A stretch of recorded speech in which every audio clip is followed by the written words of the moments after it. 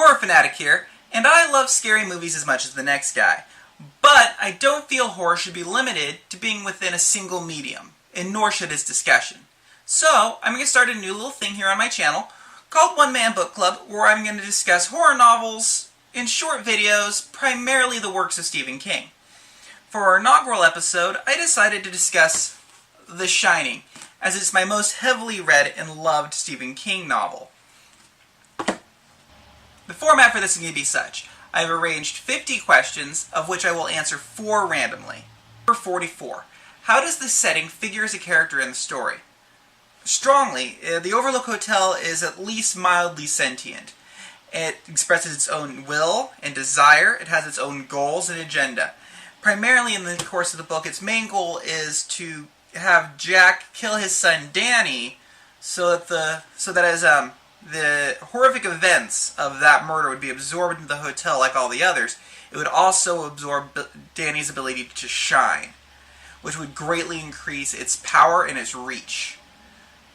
And even after its death at the end, when it raises a cloud, it writhes in such a way that it feels like it's a living creature that's dying. So the setting in The Shining is very much alive and is a fully functional character in the story. Question number 35. What lesson did you learn from the book? This is actually like a hard question for me to answer just flippantly off the top of my head. I would have to say it gave me better perspective with alcoholism as a child. It was through his writing that I kindly started to wrap my head around the fact that much of my family is alcoholics. And it also pushed the idea of family dynamics at an age that was really important for me to start grasping them, in which Jack wants to do the best for his family, but ultimately is unable to do so due to his own personal demons. And I think this is a story that a lot of people on that level can relate to. Number 16. Do you feel this book has autobiographical elements? Absolutely. You'd be pretty hard not to see them, as Jack Torrance's character is a writer, and he's an alcoholic and has aggression towards his family, 2 things that Stephen King has battled in the past. So I think that's a big part of why this book is actually so good, is the strong autobiographical elements. It lends a lot of truth into this world of fiction that makes all of the fantastic elements feel that much more believable.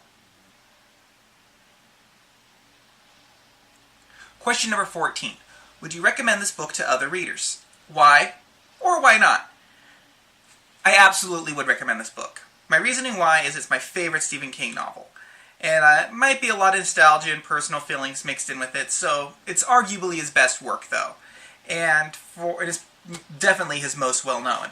And I feel it's a very safe place to start people off. If they're familiar with either the miniseries or the movie, they have an idea of what's happening, but especially if they watched the Stanley Kubrick classic from 1980, there's such a strong distance between the two that it's a completely its own ride.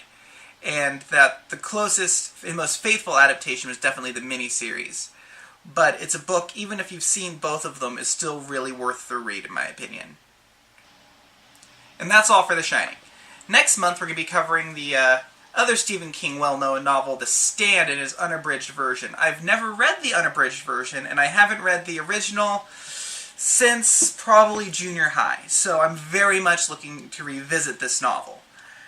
But before we go, I'd like to pose a question to you guys about The Shining, which is number 39, which is share a favorite scene from the novel. I'm really interested to see what scene stuck out for you guys the most.